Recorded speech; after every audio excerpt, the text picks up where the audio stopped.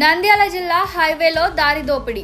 నంద్యాల నుంచి పాణ్యం వెళ్లే దారిలో శాంతిరాం హాస్పిటల్ దగ్గర నిన్న రాత్రి 9:30 బైక్ పై వెళ్తున్న దంపతులపై దాడి చేసిన ఇద్దరు దారి దోపిడీ దొంగలు హైవే పక్కనే ఉన్న జొన్న పొలంలోకి ఈడ్చుకెళ్లి భార్యాభర్తలను విపరీతంగా కొట్టి ఇద్దరు యువకులు భార్య మెడలోని 2 తులాల బంగారు గొలుసు నగదు దోపిడీ చేశారు. పాణ్యం మండలం భూపనపాడుకు చెందిన పెద్దన్న జయమ్మ దంపతులు నిండు గర్భిణి అయిన కుమార్తెను శాంతిరాం హాస్పిటల్లో అడ్మిట్ చేసి బయటికి వెళ్తుండగా ఘటన జరిగింది.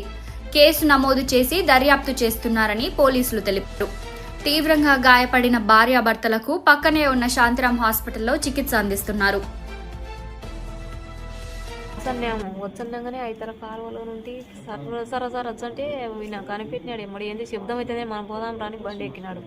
బండి ఎక్కినోని కట్టె తీసుకుని కొట్టేటక్కలేరు కింద పడినాడు. బండి మీద అన్నాడు. ఇంకా జోగులు ఒకడు చూపించాడు కొట్టినాడు. మళ్ళీ తర్వాత నాకు నా చేను ఒకడు గుంజుకున్నాడు. బంగపోతున్నాడు. మీకు డబ్బులు కావాలనే కొట్టించారా? నేను నిడిసారా? మీరు ఎవరు అసలు నేనేం చేసినానని మేము పిల్లని హాస్పిటల్ అడ్మిట్ చేసినాం అంటే ఎంతమంది వచ్చినారు? ఇద్దరే. గిట్ట తింటారు ఇంతవేనే సన్నగా ఇట్ట తింటారు పిల్లగాని దగ్గర ఇద్దరు. కొట్టినారమ్మా? మీ భర్తకు గాయాలేనా? దండిగైనా ఆయనకి ఎక్కువ, నాకేం రక్తాలు కాలే. ఆయన దెబ్బలు కొట్టినారు. మీ పేరమ్మా? మా సిస్టర్ ప్రెగ్నెంట్. చెకప్ కోసం హాస్పిటల్ దగ్గరికి వచ్చినారు.